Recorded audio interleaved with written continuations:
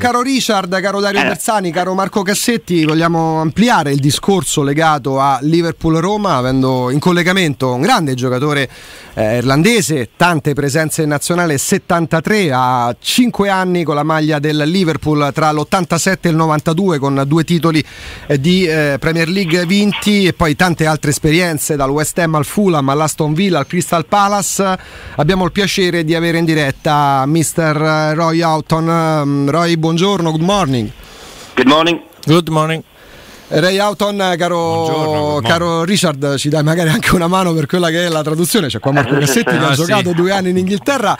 Ecco, per partire con Ray Houghton, si aspettava Liverpool e Roma in semifinale, non essendo ovviamente tra le squadre favorite per la vittoria finale, Ray Houghton? Vai Richard. Ok, scusami. Vai tranquillo. Ray, great to speak to you. Of course, good morning. Good morning. I remember you, of course, scoring for Ireland against Italy. Will ever forget that? Being a good Irishman myself. The question was, no one really expected Liverpool, Roma in the semi-finale, not the 2 favourites. What sort of game do you expect? Yeah, well, you're quite right. When you look at the teams that we're up against, Liverpool playing against Manchester City. Manchester City have played some wonderful football this season and certainly were favourites going into it.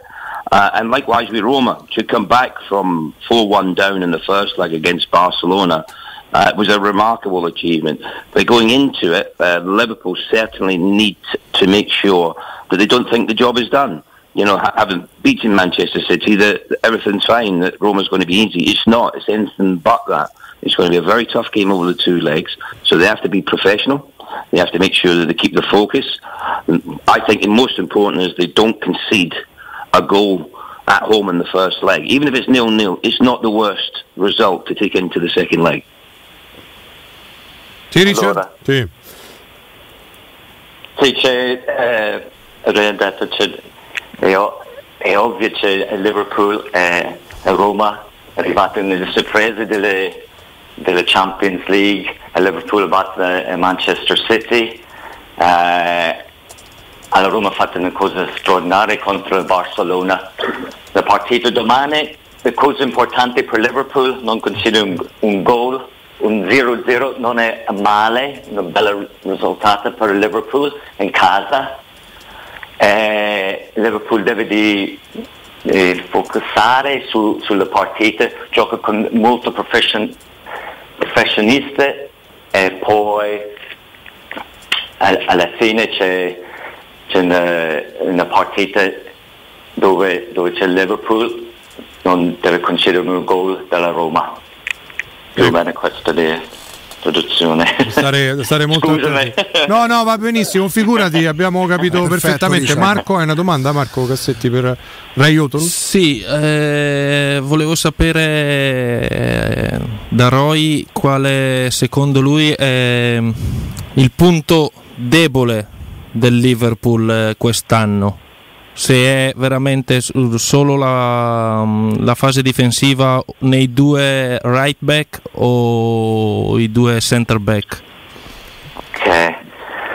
Ray, that's a question from Marco Cassetti, who played in England. Yes, played with Watford. You might remember him playing there, a great right back. And he's asking what are the weaknesses of Liverpool, Roma can look to exploit. Is it with the full backs? Is it with the centre backs? We all know that the attack's very good, but what are the weaknesses?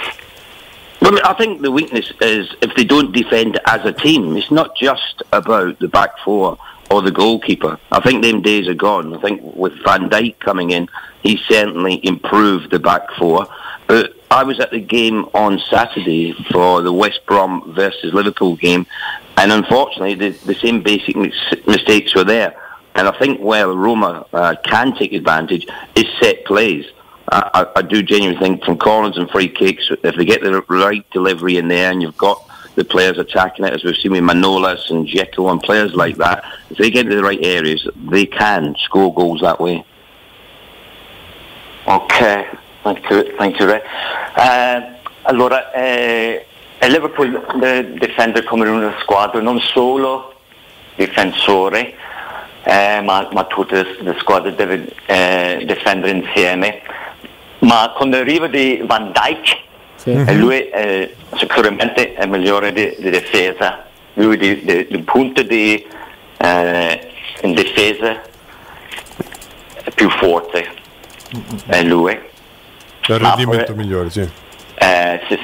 Poi per la Roma è importante di calcio a fermo, della pressione, calcio angolo, perché Dzeko secondo Re è molto forte, ovvio, è molto forte in area, e poi anche Manolas, perché ha visto Manolas un gol storico, è rimasto col gol storico, e poi per Liverpool è importante difendere come una squadra, per la Roma il calcio fermo è importante. Io penso che c'è anche per la Roma di tenere il pallone, di mandare il ritmo della partita, non lascia lo spazio per il Liverpool gioca con velocità, Salah, Mané. Amano gli spazi, certo, sì, per ripartire.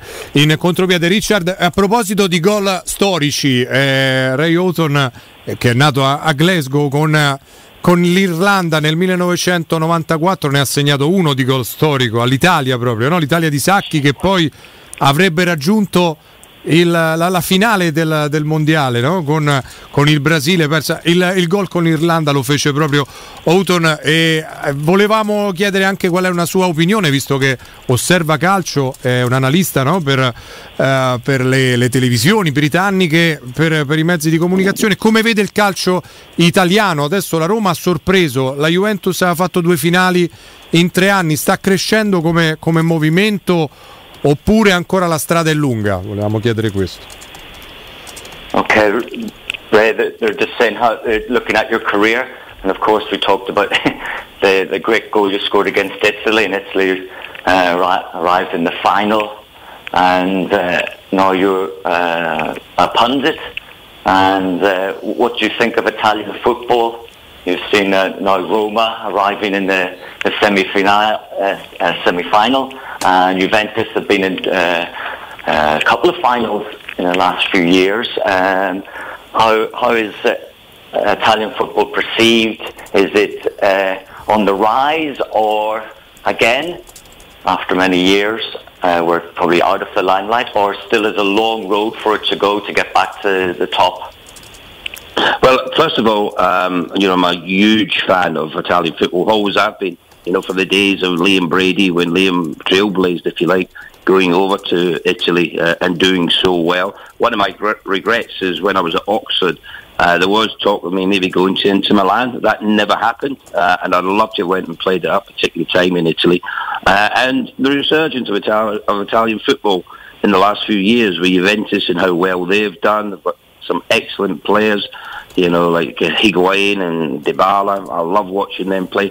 But not only the attacking players that they've got. What I've always loved about Italian football, and which I dislike about English football, is Italian players know how to defend.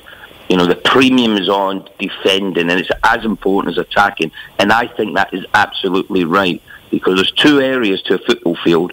There's one you've got to defend and one you've got to attack, and both of them are equally as important. Whenever I've watched Juventus over the last few years, with Bazzagli, Bonucci was in there, Chiellini, and obviously Buffon in goal, I marvelled at them. I thought they were absolutely outstanding, and I love the balance they've got between defending and attacking. So I certainly think Italian football is on the rise, and particularly with the form of Juventus, and last season obviously Roma this time around, and how well Napoli are doing in the league as well. I think it is certainly getting back to where it once was.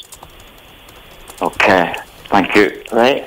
Allora, ero un grande appassionato di calcio italiano dal tempo di Liam Brady, Liam Brady da Inter, Sampdoria, e poi anche, questo forse è molto interessante, quando il Re giocava a Oxford, c'è una proposta di trasferire a Inter. Doveva venire a Milano. Sì. Va bene, ma a Milano, ma c'è Oxford e Inter, c'è un grande salto, certo. ma alla fine è successo niente. Ma vorrei il calcio italiano cresce negli ultimi anni, con Juventus in particolare in Europa. Le cose lui piace del calcio italiano, delle fasi difensive, il cambio di difensiva in attacco. Cioè la bassa è molto forte, molto solido in difesa, questo lui piace nel calcio italiano, e poi cambia dalla difesa all'attacco. In Inghilterra non esiste questo tipo di gioco, è sempre gioco in attacco, ma in Italia lui è impressionante per esempio il Juventus gli ultimi anni con Chiellini, quell'equilibrio, l'equilibrio perfetto, sì, l'equilibrio della difesa e attacco.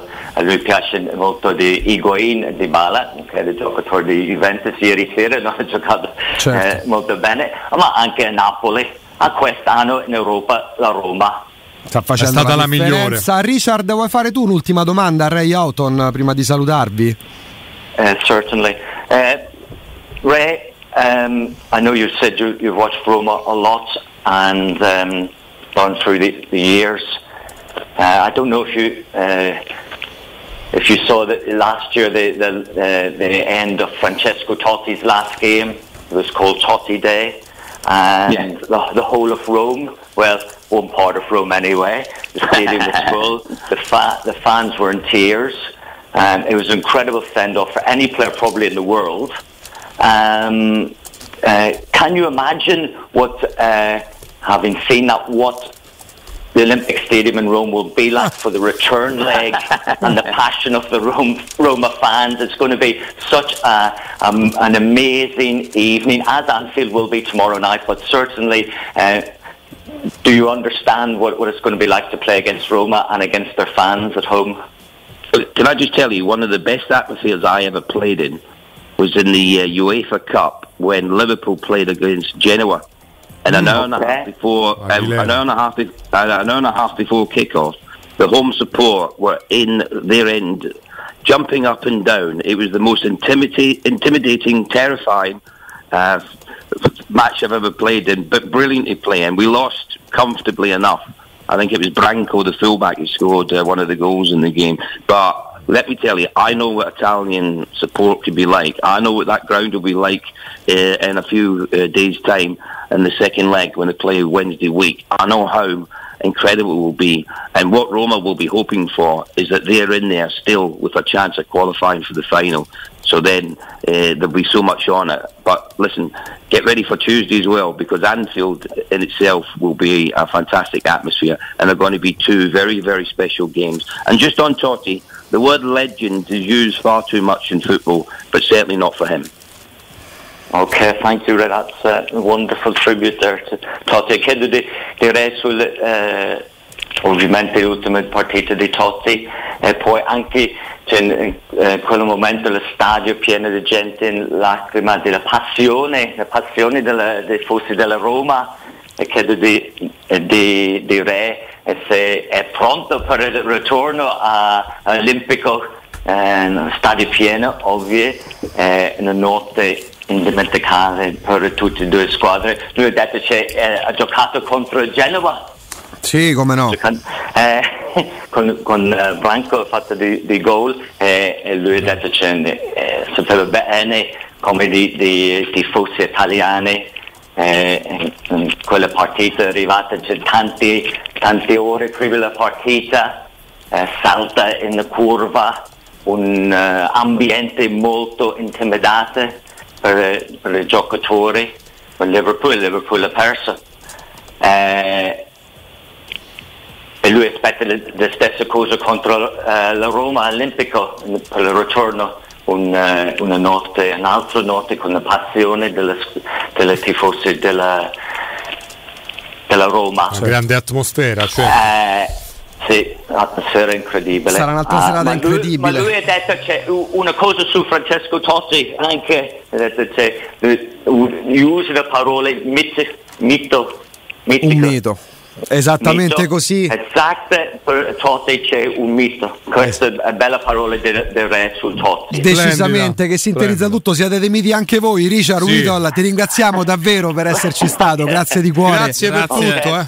Per me è italiano, ma no, sei favoloso. Sei stato grandissimo e ringraziamo grazie al Ray grande Houghton. altro mito, Ray Houghton. Thank you so much, Mr.